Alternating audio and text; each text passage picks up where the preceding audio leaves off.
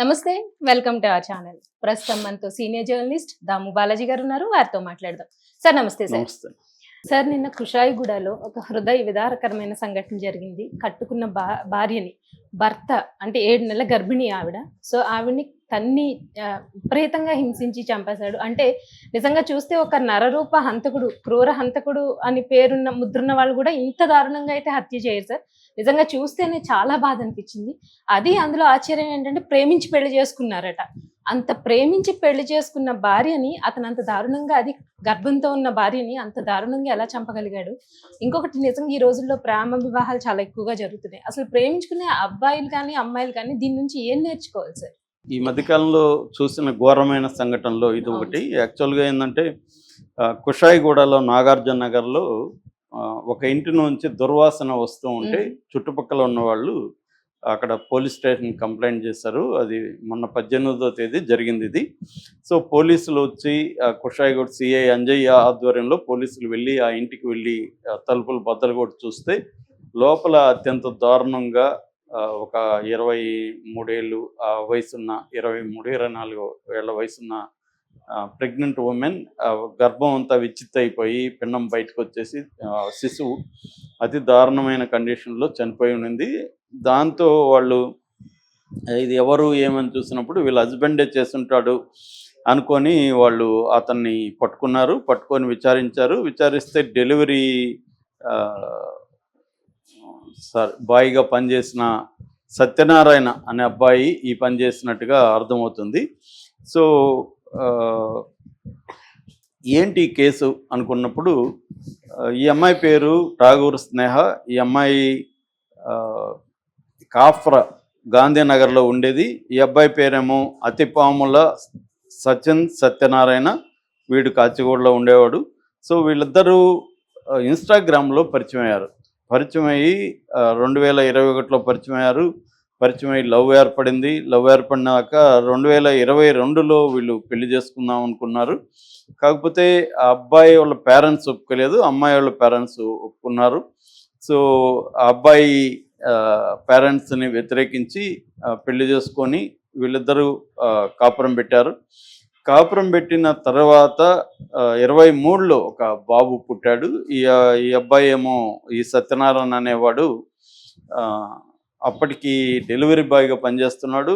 కానీ సరిగ్గా ఉద్యోగానికి వెళ్లకుండా ఉండడంతో ఉద్యోగం పోయింది. ఉద్యోగం లేకుండా అల్లరి చిల్లరి తిరగడం ఇలా చేస్తున్నాడు. దాంతో వీళ్ళిద్దరి మధ్య గొడవలు మొదలైనాయి. అంటే ఫస్ట్ వీళ్ళకి గొడవలు రావడానికి కారణం ఆర్థిక కారణాలు. అక్కడి నుంచి ఇతను ఆ కొడుకుని అమ్మేద్దామని ట్రై చేశాడు. ఎవరో అడిగారు కొడుకుని అమ్మితే డబ్బులు ఇస్తామని చెప్పి కొడుకుని అమ్మేద్దామని ట్రై చేస్తే ఈ అమ్మాయి ఏం చేయాలో తెలియక, అంటే పేరెంట్స్ కూడా గట్టిగా నిలబడిన టైప్ కాదు. దాంతో ఈ అమ్మాయి అక్కడ కుషాయిగూడ పోలీస్ స్టేషన్లో కేసు కూడా పెట్టింది. అప్పుడు కేసు పెడితే వాళ్ళు ఈ అబ్బాయిని పిలిచి మరి కొట్టారా బెదిరించారా తెలీదు. ఈ అబ్బాయి కౌన్సిలింగ్ ఇచ్చి వదిలేశారు. దాంతో ఈ అమ్మాయిని బిడ్డని తీసుకొచ్చి కొడుకుని పోషిస్తుంది. దాంతో కొంతకాలానికి ఆ బాబు చనిపోయాడు అనారోగ్య కారణాలతో. ఈ గొడవలో వీళ్ళిద్దరూ విడిపోయి కొంతకాలం దూరంగా ఉన్నారు. కానీ ఈ అమ్మాయికి అతనంటే ఇష్టం ఉంది. అందువల్ల అప్పుడప్పుడు అతన్ని కలుస్తూ ఉండేది.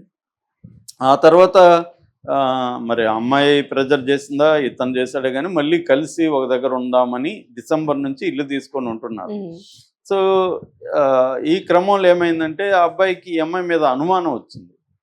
మరి ఈ అమ్మాయి ఫోన్లలో ఎవరితో మాట్లాడుతుందో లేదు తెలియదు, కానీ ఈ అమ్మాయి నాతో దూరంగా ఉండి కూడా ఎట్లా ప్రెగ్నెంట్ అయింది అన్న అనుమానం ఇతనికి రోజు రోజు బలపడింది. ఈ బిడ్డ నా బిడ్డ కాదు, ఈ ప్రెగ్నెన్సీ నా వల్ల రాలేదు అని నమ్మడం మొదలుపెట్టాడు.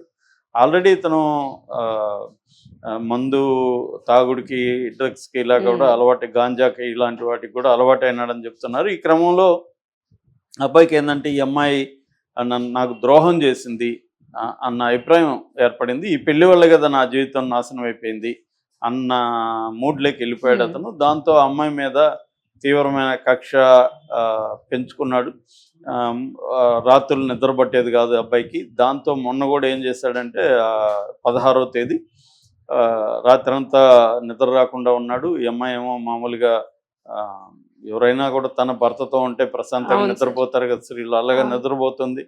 వీడు అర్లీ మార్నింగ్ 5:30కి లేచాడు. 5:30 వరకు చూశాడు. 5:30కి ఆ అమ్మాయి దిండుని ముఖం మీద వేసి దిండుని కప్పి పొట్ట మీద భయంకరంగా కొట్టాడు. దాంతో అబార్షన్ అయిపోయింది. బ్లడ్ అంతా వెళ్ళిపోయి అమ్మాయి చనిపోయింది. దీన్ని నేచురల్ మర్డర్ ప్రమాదంలాగా చూపించాలని గ్యాస్ సిలిండర్ని ఓపెన్ చేసి దానికి నిప్పు పెట్టి దాన్ని ట్రై చేశాడు. బట్ సిలిండర్లో గ్యాస్ లేదు. సో దాంతో ఇతను భయపడి ఏమన్నా జరుగుతుందేమో అని తెలుసుకొని పారిపోయాడు లాకేసుకొని. తర్వాత స్మెల్ వచ్చింది, చేశారు. సో ఇది బేసిక్గా ఏంటంటే ఈ అమ్మాయికి అబ్బాయి విషయం మనం ప్రత్యేకంగా మాట్లాడుకుంటే ఈ అమ్మాయి చిన్నపిల్ల. ఫోటో చూస్తే కూడా చాలా లేతగా అలా ఉంది, చిన్నపిల్లలాగే ఉంది. 23 ఏళ్ళు కూడా అనిపించట్లేదు ఫోటో చూస్తే. సో ఈ అబ్బాయికి కూడా పెద్ద ఏజ్ లేదు, అబ్బాయి కూడా చిన్నవాడే. సో ఇలాంటి కాంటెక్స్ట్లో ఇండియాలో వరల్డ్ వైడ్ పక్కన పెడితే ఇండియాలో ఈ మధ్యకాలంలో లవర్స్ పెళ్లి చేసుకోవడం, వాళ్ళ మధ్య గొడవలు రావడం, భార్య భర్తను చంపేసిన సంఘటనలు కూడా పెరుగుతున్నాయి. ప్రియుడి కోసం ఇంకోటి కోసం భర్తను చంపేయడం, భార్యల్ని భర్తలు చంపేయడం కూడా బాగా పెరుగుతుంది. ఎందుకు ఇలాంటివి జరుగుతున్నాయి? అది కూడా ఇంత క్రూయల్గా. ఈ అబ్బాయి చూస్తే ఒక నరరూప రాక్షసుడు చంపినట్టు ఉంది తప్ప తను ప్రేమించాడు, వెంటపడ్డాడు, ఎన్నో రాత్రులు నిద్రపోకుండా అమ్మాయి కోసం కలలుగానే ఉంటాడు. తన భవిష్యత్తు జీవితం అమ్మాయితో ఉండాలని ఆ కలలు అవన్నీ కనింటే కదా ఫైట్ చేసి పెళ్లి చేసుకున్నాం.